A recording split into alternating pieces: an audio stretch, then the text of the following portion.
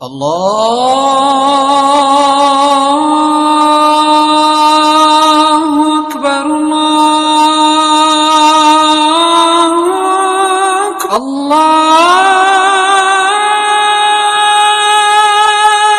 أكبر الله أكبر الله.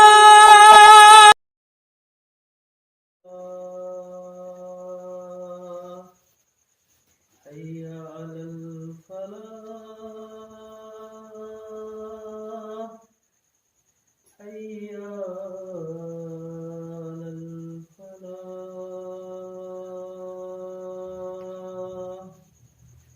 الله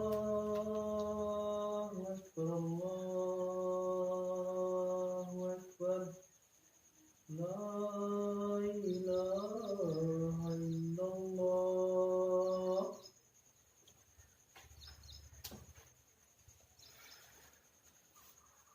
إن الحمد لله نحمده ونستعينه ونستغفره ونعوذ بالله من شرور أنفسنا ومن سيئات أعمالنا من يهده الله فلا مضل له ومن يضلل فلا هادي له وأشهد أن لا إله إلا الله وحده لا شريك له وأشهد أن محمدا عبده ورسوله أما بعد فإن خير الحديث كتاب الله وخير الهدي هدي محمد صلى الله عليه وسلم وشر الأمور محدثاتها وكل محدثة بدعة وكل بدعة ضلالة وكل ضلالة في النار.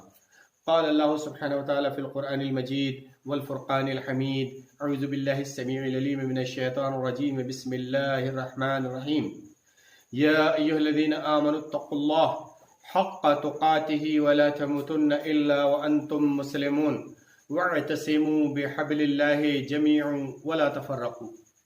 يا أيها الناس اتقوا ربكم الذي خلقكم من نفس واحدة وخلق منها زوجها وبث منهما رجالا كثيرا ونساء واتقوا الله الذي تساءلون به والأرحام إن الله كان عليكم رقيبا.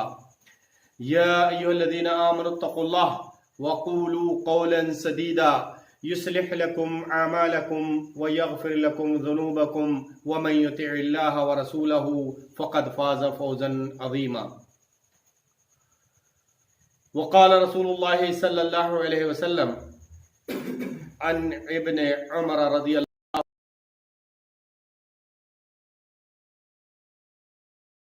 تعالى عنهما عن ابن عمر رضي الله تعالى عنهما قال فرض رسول الله صلى الله عليه وسلم زكاة الفطر من رمضان زكاة الفطر من رمضان ساعا من تمر وساعا من شعير على العبد والحر والذكر والأنثى والصغير والكبير من المسلمين. تمام قسم کی حمد و ثنا کبریائی اور بڑائی اس رب العالمین کے لیے لائق و زیبا ہے جس نے کہ ہمیں انسان کی شکل میں پیدا فرمایا، ہماری رشد و ہدایت کے لیے اپنے نبی محمد رسول اللہ صلی اللہ علیہ وسلم کو اس دنیا میں مبعوث فرمایا اور ان کے ساتھ میں ایک کتاب بھیجی جسے قرآن کریم کہتے ہیں، جس کے ذریعے اللہ وحدہ لا شریک نے ہم کو ہدایت دی اور ارشاد فرمایا کہ شہر رمضان الذی انزل فیہ القرآن، رمضان کا ہی وہ مہینہ ہے جس میں کہ ہم نے قرآن کریم کو نازل فرمایا، ہدی للناس، جو لوگوں کے لیے ہدایت ہے، اور ارشاد فرمایا کہ وبینات من الہدی والفرقان، اور ہدایت اور گمراہی کے بیچ میں فرق کرنے والی جو چیز ہے وہ کیا ہے؟ قرآن کریم ہے. اور اس قرآن کریم کو، اس کی تفصیل جس کو ہم کہتے ہیں، اس کو ڈیٹیل سے سمجھانے والی چیزوں کو احادیث نبویہ کہتے ہیں، یعنی نبی کریم صلی اللہ علیہ وسلم کے فرمان ہیں جو اس قرآن کریم کی تفصیلی ڈیٹیل ہے، جو ڈیٹیل سے ہم کو سمجھاتی ہے جو چیز، وہ آپ صلی اللہ علیہ وسلم کی باتیں ہیں، آپ صلی اللہ علیہ وسلم کے فرمان ہیں. اسی فرمان میں سے آج کے خطبے کے تعلق سے میں نے ایک حدیث بیان کی. وہ حدیث کائے کی تھی؟ زکوٰۃ الفطر کی. اور کیونکہ یہ 2020 کا ہمارا رمضان المبارک کا آخری خطبہ ہے جمعے کا، اور یہ آخری جمعہ ہے، اور آخری جمعے کو الوداعی جمعہ بھی کہتے ہیں، کہیں خالی الوداع بھی کہتے ہیں، یعنی رمضان المبارک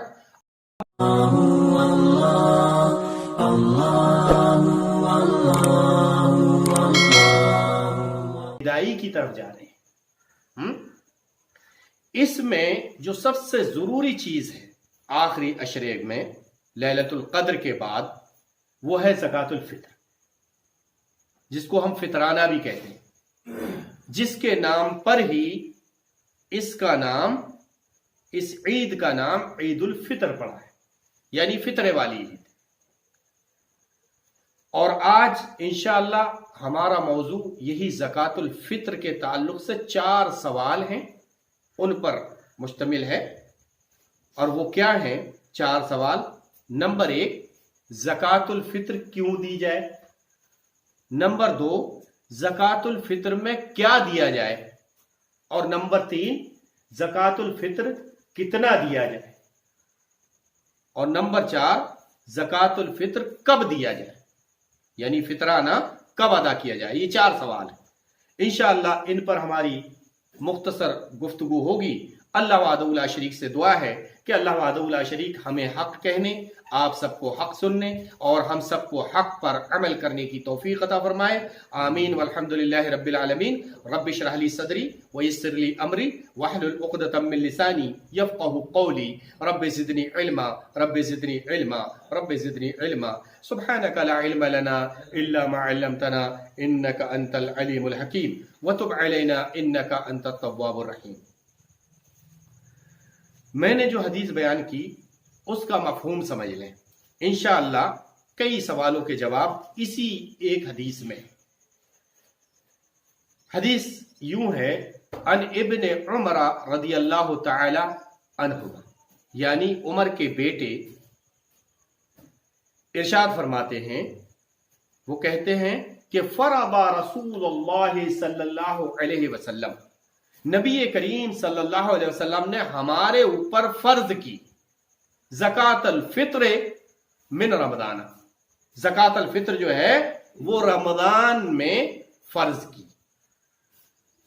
پتہ چلا کہ زکوٰۃ الفطر پہلی چیز تو یہ کہ یہ فرض ہے مسلمانوں پر. ٹھیک ہے، فرض ہے. اب یہ کیوں دی جائے؟ اس میں 2 چیزیں ہیں. نمبر 1، حدیثوں میں آتا ہے کہ نبی کریم صلی اللہ علیہ وسلم نے ارشاد فرمایا کہ جو رمضان میں جو روزے داروں میں جو کوتاہی ہوتی ہے، کوئی گالیاں دی، کسی نے کوئی غلط چیز اپنی آنکھوں سے دیکھ لی، کسی نے کوئی جو یعنی جو خامیاں ہیں رمضان روزوں میں، جو غلطیاں ہیں، جو خامیاں ہیں روزوں میں، جو کمیاں ہیں روزوں میں، وہ کمی کو دور کرنے کے لیے، اس روزے کو پاک کرنے کے لیے یہ زکوٰۃ الفطر ادا کی جاتی. نمبر 1. اور نمبر 2، نبی کریم صلی اللہ علیہ وسلم نے ارشاد فرمایا کہ تاکہ یہ جو لوگ ہیں، غریب لوگ ہیں، یہ بھی جو ہے عید، ان کی بھی عید ہم جیسے جو اور لوگ ہیں ان کی عید بھی ہو، اور جو غریب لوگ ہیں جو کہ بیچارے عید کے لیے کچھ نہیں کر سکتے ہیں، ان کے بھی اچھی طرح سے کھانے پینے کا انتظام ہو جائے. تو اس سے پتہ چلا کہ زکوٰۃ الفطر کیوں دی جاتی ہے. نمبر 1، اپنے روزوں کو پاک کرنے کے لیے، اور نمبر 2، غریبوں کو، جو غریب لوگ ہیں ان کی خوشیوں کو اپنی خوشیوں میں شامل کرنے کے لیے یہ زکوٰۃ الفطر جو ہے یہ ادا کی جاتی ہے. تو اس فطرانے کے ادا کرنے کے لیے 2 چیزیں خاص ہیں. ٹھیک ہے نا. اب سوال یہ پیدا ہوتا ہے کہ زکوٰۃ الفطر میں کیا دیا جائے.